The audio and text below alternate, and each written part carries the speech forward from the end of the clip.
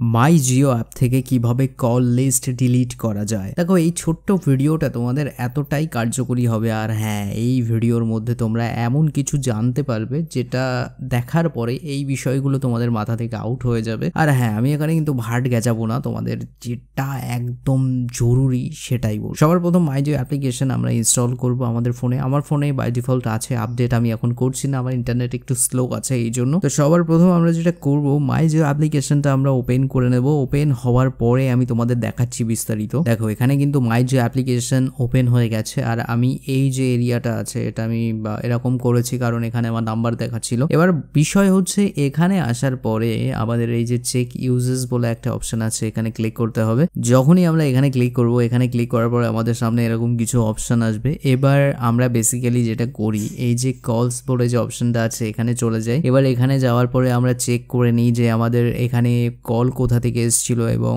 কটা কল এসেছিল, এরকম সবকিছু কল লিস্ট আমরা দেখতে পাই। তো এই যে এখানে আমাদের কল লিস্টের মধ্যে আমরা চলে এসেছি। এবার কথা হচ্ছে এখানে আমাদের সবকিছুই বিস্তারিত দেওয়া থাকে।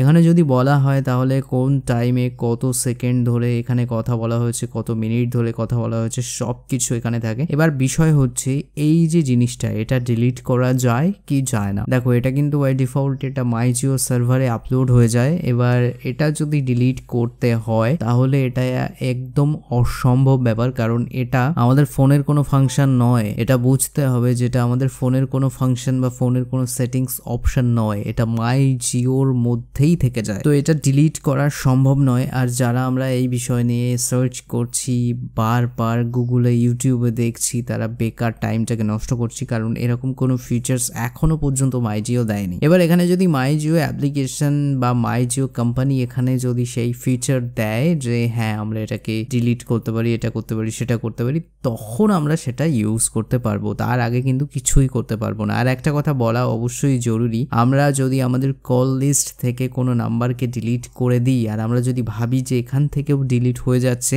সেটা কিন্তু জিও সিমের মধ্যে হবে না। দেখো এই চ্যানেলের মধ্যে আমি টপ ভিডিও তোমাদের জন্য বানাই, আর যেটুকু বলি সত্যিকারের একদম তোমাদের কাজে লাগে এরকম কিছু বলি। মেক শিওর চ্যানেলটাকে সাবস্ক্রাইব করে আমাকে মোটিভেট করো, তাতে করে ফিউচারে আমি তোমাদের এরকম মজাদার এবং কাজের কিছু ভিডিও দিতে পারি যেটা তোমাদের এই যুগে এই সমাজে এগিয়ে রাখতে পারে।